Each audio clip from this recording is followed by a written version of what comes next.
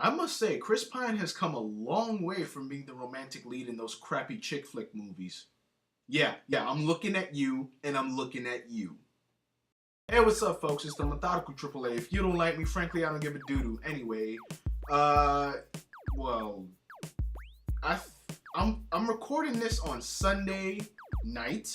Well, it's about to be Monday morning. It's like 11 p.m. And I'm gonna upload this Monday. But yeah, I saw Star Trek Into Darkness Friday. You might be wondering, why didn't you make a video Friday? Well, see, if you had the kind of week that I had, you would understand. It would take too long to explain, so yeah. On the whole, how is Star Trek Into Darkness? I really liked it.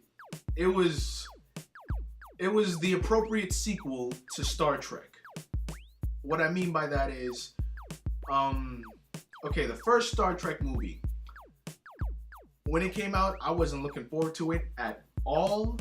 I didn't even bother seeing it in the movie theater. It came out on DVD. I bought it on impulse. That night I watched it. That has cemented itself as one of my favorite action flicks ever. And of course, I was looking forward to this one. I love this movie. This movie is awesome.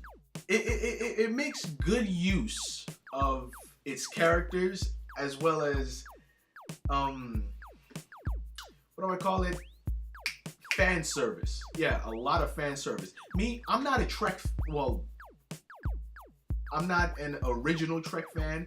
I caught a few episodes of Star Trek Enterprise. I don't know if that counts, but you know what I'm talking about. I'm not a Trekkie per se, but I do know some things, you know, because these things are impossible to avoid, and they have parallels in this movie, and I really liked that. I really liked how they kind of made. I can't really talk about it without spoilers. Of course, spoilers will be at the end, but I can't really say right now. But they have nice parallels and sometimes the same thing, you know. Anyone who saw the movie, they might understand what I'm talking about. Oh yeah, and the best thing in the movie, in my opinion, Benedict Cumberbatch. That, like, when I talk about movies, I really don't talk about performances much. But Benedict Cumberbatch, that dude, awesome villain. I know some people say that the villain was bland. Well, maybe his motivation is. I mean, all right, his motivation is. I don't think this is spoiler because I'm not talking about the villain, you know, who he is. I'm just talking about his motivation. His motivation is pretty much for his crew. He's devoted to his crew, and because of that, he's willing to commit a lot of atrocities. I can understand how people would find that as bland, but Cumberbatch's performance was just off the chain.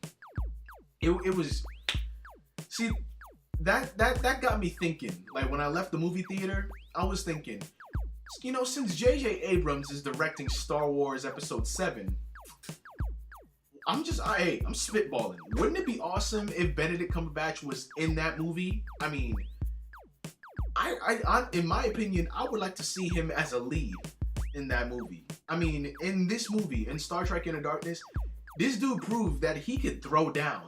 I mean, this dude has, like, he has fist fights. He was wasting people with the BFG. He was just like, he had two guns.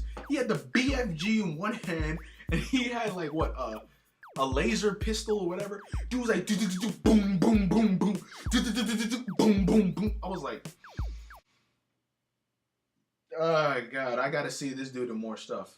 Yeah, Cumberbatch was the shit. And in the beginning of the film, I said Chris Pine has come a long way. Yeah. if this was the I really like his interactions with his this is the alternate James T. Kirk. Spoiler alert if you hadn't seen, the first Star Trek film. But yeah, this is alternate, universe. This is alternate James T. Kirk's, he comes into his own in this film. Like he learns that there are consequences for his actions. And towards the end, he does make a sacrifice that I have to give him props for that. Because Chris Pine's performance, it was really good in my opinion. So yeah. Overall, what do I give Star Trek Into Darkness? Out of 100%, I give it an 87. I really like this film. Now, for spoiler talk. If you don't want the movie spoiled for you, then leave right now. Okay? 3, 2, 1. Spoiler talk. Khan! Yeah, that was in this movie. Khan is in this movie. Benedict Cumberbatch is Khan. That I kind of have mixed feelings about. I know Benedict Cumberbatch, his performance was awesome. I said that, but I can understand what people are talking about because they feel that the character of Khan was whitewashed. I can understand that. Of course, I could understand if, since Admiral Marcus, he wanted Khan, I guess if people knew what Khan looked like, they would get suspicious because Khan and his crew were exiled back in the day. So I guess they would get suspicious. So I don't know. I'm just spitballing. Maybe this happened. Maybe it didn't. But maybe they did plastic surgery on him to turn him into a white guy. I don't know. If that's what happened, then that's some damn good plastic surgery. I bet Michael Jackson wanted that plastic surgery. I shouldn't have said that. Damn. But anyway, there's no real concrete reason as to why Khan looks the way he does. But Cumberbatch is an awesome Khan. And I'm glad that they froze him at the end. Because you can't kill off your best villain. You can't kill off your best villain. The Dark Knight did that, even though, of course, we couldn't have the Joker in another film, whatever. But they didn't kill him. They didn't kill Khan. They froze him along with the rest of his crew. I like that. And I don't know, maybe we could see him in Star Trek 3 or something. Oh yeah, and when Kirk dies, Spock that was funny. That was funny. Spock was like, Khan! Yeah, Khan. But the delivery of that line, I like that they put that line in there, but that was just that was too funny. It was too humorous. You couldn't take it seriously. You can't take that line seriously. I mean, I'm thinking about it right now, and I'm dying. Yeah.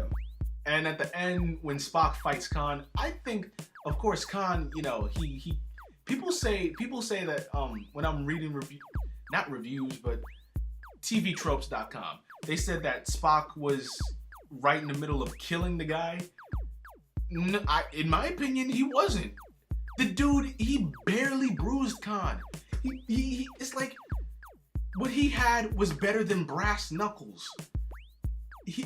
No, and that barely bruised Khan. Spock was wailing on him. He wasn't close to killing Khan. No, Khan was dazed, but he wasn't near death. What I'm getting at is, at the end, I think Khan should have gotten more of a beatdown. I mean, he messed up a lot of shit for the Enterprise.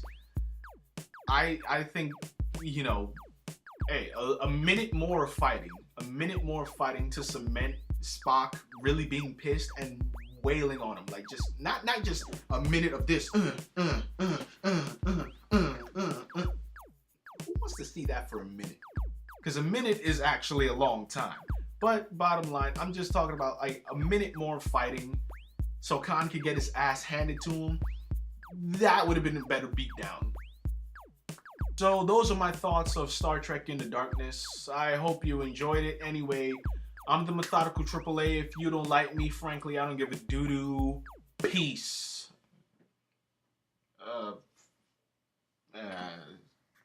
You know, I really should stop doing that because I don't think it accomplishes anything. Maybe I smudged this. I don't know. Wait, let me check.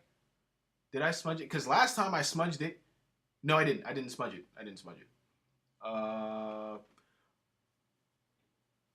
So yeah. Peace. I just leave it like this.